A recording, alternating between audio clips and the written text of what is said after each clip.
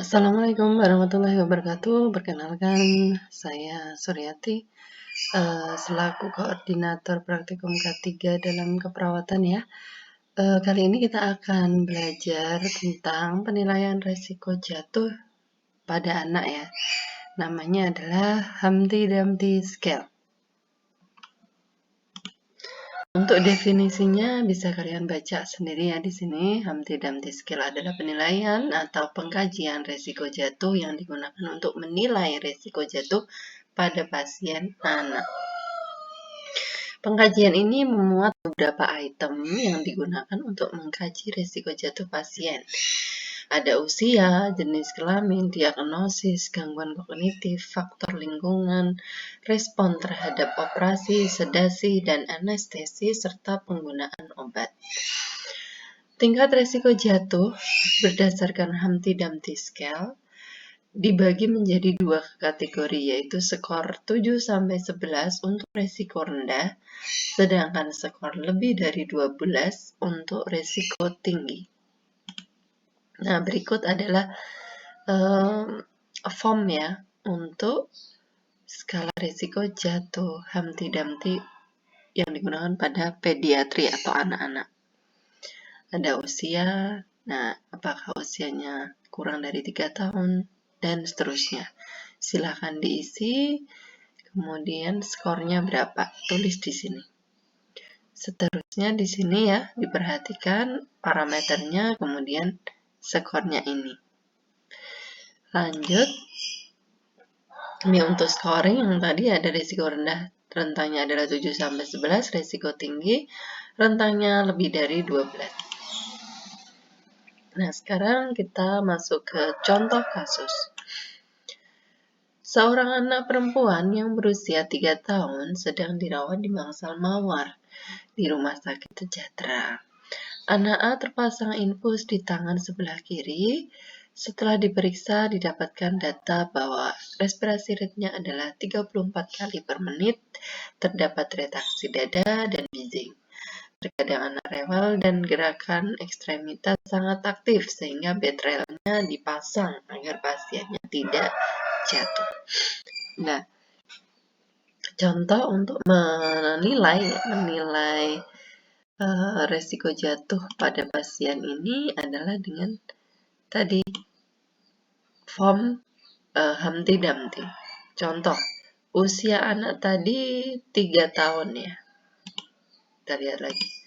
Usia anak tadi adalah 3 tahun dan dia perempuan. Contoh ya. 3 tahun berarti dia di rentang nilainya adalah 3. Berarti skornya di sini ditulis 3. Jadi kelamin perempuan, dia skornya 1.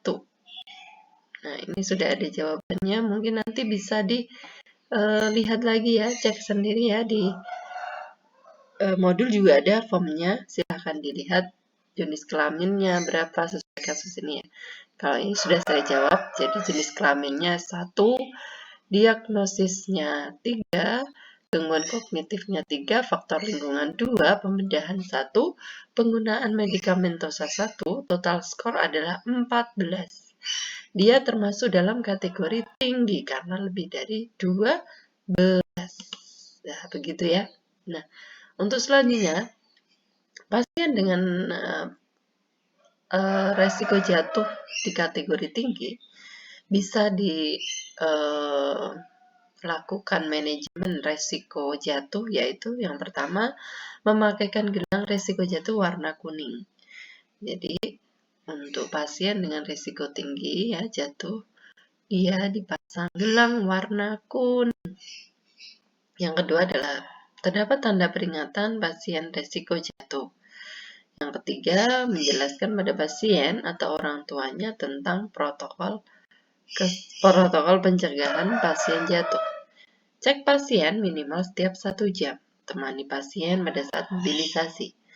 Tempat tidur pasien harus disesuaikan dengan perkembangan tubuh pasien. Nah, kebetulan tadi si anak geraknya aktif ya. Jadi silahkan disesuaikan ya. Jangan terus malang ya. Maksudnya malang adalah harusnya dia lurus sesuai dengan bentuk dari bednya, tapi dia malah ditempatkan berlawanan arah. Jadi bukan seperti itu. Tempatkan dia searah dengan bentuk dari bednya itu sendiri. Jadi tidak jadi si pasien bisa leluasa untuk bergerak. Yang selanjutnya adalah pertimbangan penempatan pasien yang perlu diperhatikan, diletakkan di dekat nurse station. Jadi kalau dia memang resiko jatuh tinggi, sehingga ruangan pasien itu ditempatkan sedekat mungkin dengan ruangan perawat, sehingga jika terjadi sesuatu bisa segera ditangani. Perbandingan pasien dengan perawat adalah 1:3. Jadi ibaratnya adalah pasien 1 dirawat 3 perawat gitu. Tapi tidak hanya terus berharap pada perawat juga ya, sebenarnya bisa melibatkan keluarga, sehingga keluarga pun bisa membantu gitu. Evaluasi terapi sesuai obatnya, misalnya terapi pengobatannya sesuai, jadi evaluasi. Kemudian pindahkan semua peralatan yang tidak dibutuhkan. Misal ada peralatan yang tidak dibutuhkan di ruangan tersebut, seperti contohnya bedside monitoring ya. Kalau pada pasien asma mungkin belum ya pada saat dengan kasus anak tadi, sehingga bisa dikeluarkan terlebih dahulu.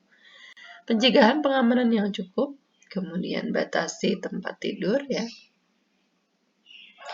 Biarkan pintu terbuka, jadi biarkan pintu terbuka sehingga jika tiba-tiba terjadi sesuatu bisa langsung tertolong.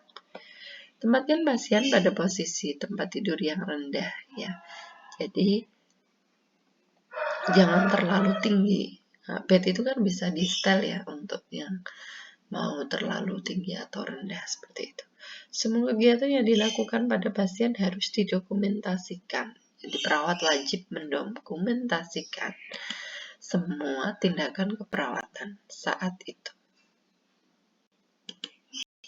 Ya mungkin itu yang bisa saya jelaskan terkait dengan penilaian resiko Humpty Dumpty. Semoga dapat bermanfaat. Kurang lebihnya saya mohon maaf. Saya akhiri. Wassalamualaikum warahmatullahi wabarakatuh.